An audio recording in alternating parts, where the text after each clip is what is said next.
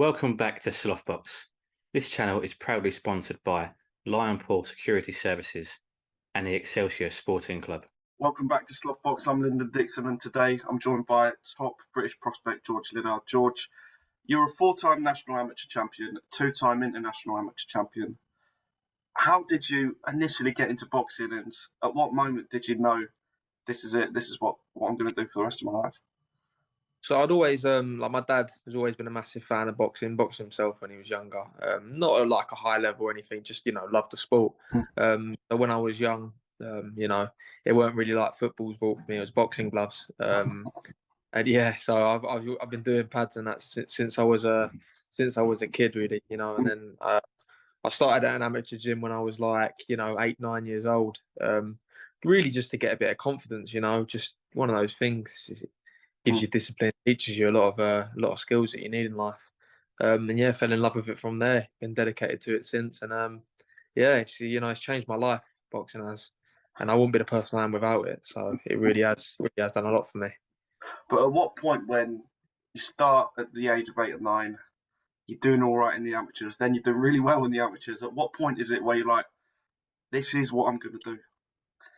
Yeah, so I think, to be honest, from young, like 12, 13, when I first kind of started getting to the schoolboy finals, and it was always my dream, to box for a living and to be a world champion. I was watching, lots of fights when I was younger. I always had it on the TV.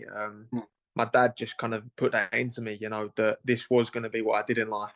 And always had a backup. I did my A-levels at school and that, because I knew, it's at the end of the day, it's a risky sport and anything can happen. But since I think it was when I won the first national title when I was young, but I'd say from about 16 maybe, when I won like the NABC as a junior, I thought, you know what, I really could go on and do big things here. And then when I got picked for the Europeans in my second year of the youths, so didn't get to go because of COVID, but I thought, yeah, I want to give this a crack, and then lockdown came and things changed a bit, and fell off of it a little bit. But then back in the seniors, and it was like, right, this is what I've done my whole life, sacrificed my whole life for this. I didn't go out partying, I didn't really do any of that stuff growing up.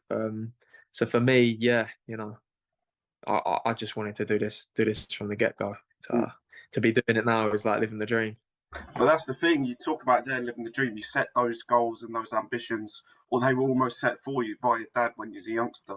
Exactly. But to making the debut at Wembley Arena, getting the knockout, that is the dream. Talk to me a little bit about how that debut went, mate. I've said it so many times. I had to pinch myself that day. It was crazy. Just the whole fight week, the build up. I was sitting there thinking, wow, like, you manifest things and that, but like, it's greater than I could have even imagined. Making my debut at Wembley Arena on a Dillian White undercard. With Matchroom. Wow, just like growing up in Billericay and that, Eddie Hearn was the local promoter and he was a very well-known guy in the area, and he's worldwide now. But yeah, it's always been the goal for me to be with Matchroom, like always from the get-go.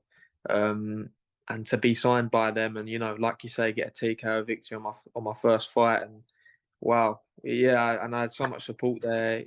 Honestly, I can't even put into words how that day felt for me. It was, yeah, one of the best days of my life. But we talk about this journey and we say living the dream, and it might sound a bit cliche, but you made the debut on a white card, you fought on a Sonny Edwards card, and to top it off last time out, you fought on an Anthony Joshua card, mate. Just talk to me a little bit about the journey. Like, you've had 4 fights, but still, some of those nights in other boxers' careers, they'd be the highlights that they'd pick out. But you've done it in 4. So talk to me a little bit about that journey, mate.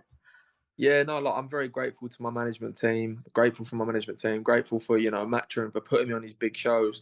They obviously see, a good bit of talent in me to put me on these shows so early in my career. And, with good performances, I'm either knocking people out or I'm in thrilling fights. So, I feel like that's a good claim for anyone to be on these big cards. And, like you say, I've got to keep proving my way, keep proving why they're putting me on these cards, because you're always going to have doubters and you're always going to have people saying you've been giving it on a plate, but they don't see the graft that's gone in, behind closed doors.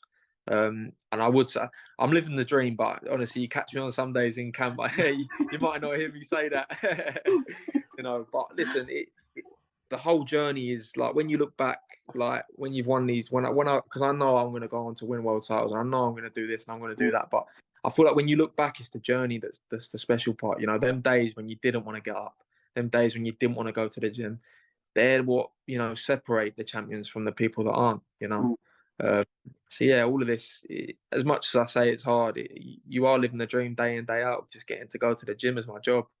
You know, what better than that? Well, you mentioned the journey there. The next step on the journey, you're back at Wembley Arena again against the bloke called Kramer. And looking at his box rec, he's been in there with some top names. So, as your fifth fight, is this?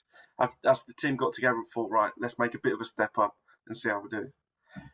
Definitely, you know, like the last fight was a good step up. He come out really come out to win. And all credit to him, had a very, very good chin. You know, this guy I think is going to present some different kind of problems. He's got a very good guard. He's very good defensively. Like you say, he's been in with some good names. And yeah, I think it's my chance to show what I can do with him. You know, and I just want to go in there, look class, just look the business, you know, and do a good job on him. I don't put pressure on myself to get people out of there. Like, as much as it's nice, and because you don't get paid overtime, you know, you only do after rounds and get paid the same. It's like, as much as it's nice, I'm not fussed as long as I look good winning. That's all that matters to me. And it's all when I look back, it's all part of the journey. You know, these fights, they're a step closer to the goal. So yeah, no, I'm excited. Well, I just want to talk to you a little bit about the gym at the minute. It's on fire, but I just want to talk a little bit about your relationship with your trainer, Kevin Mitchell. You've been together, I think, since you turned pro now. What's that relationship like? Because on camera it looks quality, but tell me a little bit about what's like. Yeah, it's great. You know, Kev's mad, as everyone knows, but you know, he's a good mad. You can't not love him. You know, he's just a great guy, and he's got a great heart. And yeah, he really, you know, really brought me on. Shown me the ropes as a pro. You know, I've got great experience in my whole team. And yeah, just to have him there, someone that's been there, he's been in there. You know, he's fought for titles, you know, Linares, great names. Yeah, the wealth of experience he has really brought me on. He grasps me hard in the gym, best believe that. But you know, it's only made me stronger, and I feel like I've turned from a boy to a man since I've been at the Matchroom gym. It's no joke, you know, the early mornings, the afternoons, it's tough. It really is tough, but you know, they're the sacrifices, and that's the work you have to put in to be one of the best. And I'm definitely in the right gym to get there. So. Well, talking about the best, I mean, domestically, the Matchroom gym, I can't think of a better place at the minute. I mean, you've got Maisie Rose Courtney on fire, Jordan Thompson in a massive fight, Conor Benn back again, Cordina a world champion. What's it like training alongside people who are not only physically at the top of the game, but mentally as well? I mean, you look at where all those fighters are in the stages of their career. It must feel great to train alongside. Yeah, it's incredible. You know, like I said, a wealth of experience in the gym. You know, you got world champions, you got other prospects coming through, and I think it's just important. You know, sharing the journey with people the people that are already there. You know, the advice that they give me and the wisdom that they have, it's incredible. You know, if you have them days where you are feeling a bit flat, and sometimes they can notice that because they look at you and they think that was me a few years ago. You know, and they know exactly how I'm feeling, and they just give you that little push that you might need, or that chat that you might need, or it's incredible, you know. And I think the only thing it can do is help me improve, not just as a boxer, but in every aspect, you know. Because at the end of the day, it's a business, it's a sport, you know. And having them around me to guide me and give me the right advice, yeah. People that have already, you know, been there, done it, won the world titles. It's amazing. It is amazing. Well, Conor Benn made his return just a few days ago in Orlando, and as much as there's the skepticism and the controversy around it, the majority were pleased to see him back. But what do you think he should do next? I mean, straight after the fight, there was back and forth between him and Eubank. How badly do you want to see that fight? But how happy are you just to see him back? Oh, it's great to see him back. You know, there's always going to be skeptics. There's always going to be people doubting and saying things. You know, if you haven't got them, then I don't think you're doing enough. You know, you know, like, so I'd love to see him fight Eubank. I think that's incredible. You know, just the names colliding again is wow. The legacy behind that fight. There's not a fight bigger domestically, in my opinion. There genuinely isn't. But you know, I'd like to also see him go and do go and win a world title at 147 or something. So I think he's in a great position. You know, he's got both kind of roads to lead down. He can either go and have a massive fight with Eubank Jr., or he can go back down to his weight, you know, and go and challenge for world title. So either way, I think, you know, he's going to be involved in some massive fights, you know, in the very near future. And I'm really looking forward to it. And obviously, you know, him being in the gym and training around him it's only going to be great for me as well, to get the experience from watching him. Yeah. Well, I'm moving away from boxing a little bit. You're a massive West Ham fan, and the support that West Ham and their fans have shown you. I mean, you've been pitch side recently. Talk to me about how much it means being a boyhood fan to be so involved with the club you love. Oh, it's incredible. I think I can see you got a Newcastle top I there, have, ain't you? mate. So Yeah. you're probably gritting your teeth about it. But no, listen, West Ham, like, I've loved West Ham all my life, you know, and to see this recent success, you know, it's crazy. I feel like as I'm starting to get success, the club's also, you know, at the same time, it's amazing, you know, winning Europe last year and being in Europe again, you know, wow. And just to have the support of some of the fans, it's incredible. You know, I know there's a lot of people making their way from the game on Saturday to the fight. So to have that, you know, I'm sure I'll see plenty of West Ham shirts flying about, and seeing that walking out would just be, you know, incredible. It's amazing for me. I've been at both a few of the home games this season already, and I'm going to try and get to a lot more after this fight, and I've had a bit of time off. Get to a few of the away days as well. Do you know what I mean? So yeah, it's incredible. It's incredible, and yeah, I think as I grow, so will the support from the club, and hopefully one day the end goal is to sell out London Stadium in a massive world title clash. I can see it now. Honestly, I can see it now. It will happen, and what a day that'll be.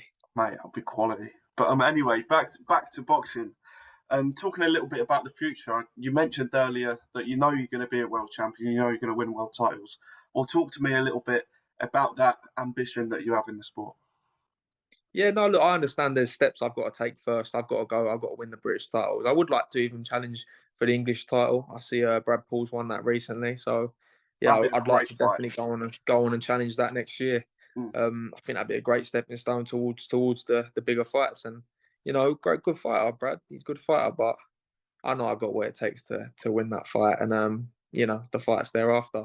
But you know, you got to go through the stages: English title, British title, European title, Commonwealth. You know, then on to the world titles. I've got plenty to do yet, but I've got all confidence, all faith in my ability and in my dedication to the sport that I will get there, 100%. Well, last question, mate. It's been a pleasure speaking to you so far. But September now, you're out at the weekend. Talk to me about where you see yourself at Christmas time, the end of the year, with your family. What have you done? Well, you know, if I haven't had another one by Christmas, could potentially get another one in. I'll be sitting at 5-0. You know, after my first year as a pro. You know, that's incredible. What a year! You know, 5-0 on great shows. Yeah, just unbelievable. And looking back at my first year, I've only been a pro for a year, and the amount I feel like I've developed already is amazing. So, you know, I just, it's scary to think 2-3 years time where I'm going to be, and yeah, I'm sure it's scary for the division as well. Well, mate, like I said, it's been an absolute pleasure to speak to you. Good luck ahead of your fight on Saturday, mate. I've Top been man, Liddard mate. I Dixon. appreciate it. He's been George Liddard, and we'll see you on the next one.